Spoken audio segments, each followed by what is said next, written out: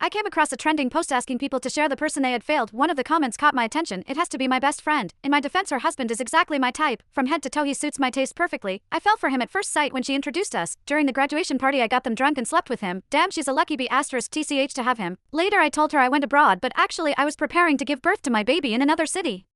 He always comes to visit us. We are a happy family of 3, technically, and not a homewrecker. We already have a real marriage certificate. All we're missing is the wedding. I think fighting for true love is something to be admired. A word of encouragement: don't let the spouse of the person you love be the reason you give up. Attached below the comment was a photo of a man's and woman's fingers intertwined. I recognized the man immediately. It was my husband, Luke Minton. I knew from the small scar on his wrist. Chapter 1: Betrayal. I couldn't tear my gaze from the intertwined hands in the photo. Their faces were not shown, only their hands were. The woman had a French manicure while the man's fingers were long and slender. On his pale wrist was a faint raised scar, almost unnoticeable, like a thin mark hidden beneath his skin. Others might have missed it, but I never would. It was evidence that I saved him from death. Luke and I grew up together. We were in the same classes throughout elementary school and high school. Back then he was nothing like the composed gentleman in a suit he was today. He was a gloomy, withdrawn, and timid boy, as if he had always belonged in the dark corner. His fringe covered his eyes. He never met anyone's gaze and almost never spoke. The boys excluded him from their circle and even bullied him. I was the only person who talked to him. I took his textbooks out of the bin after they threw them in. I shared half of my lunch with him during recess when he was starving.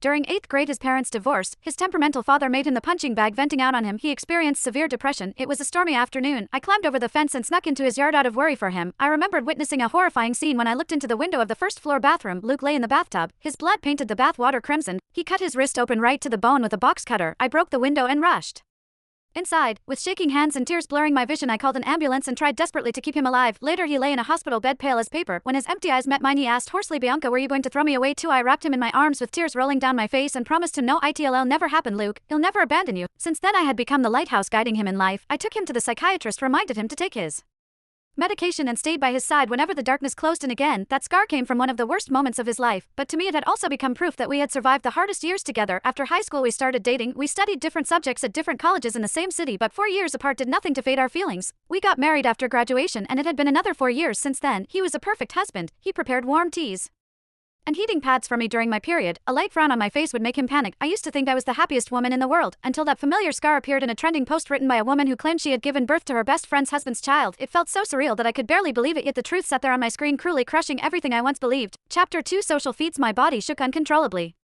My teeth sank into my lip hard enough to draw blood as I opened the user's profile with trembling hands. Only a blank page was shown. The notification read, "You're unable to view the user's profile due to their preference." She blocked me, or specifically the account I was using right now. The account witchy_Mona_1 belonged to my best friend Ramona Jones. We were roommates for 4 years. Food, clothes, secrets. We had shared everything. Aside from Luke, she was the second person I was closest to. During our freshman year, I introduced Luke to her. Never did I expect myself to bring a snake into my life. I forced myself to calm down, logged out, then logged back in with an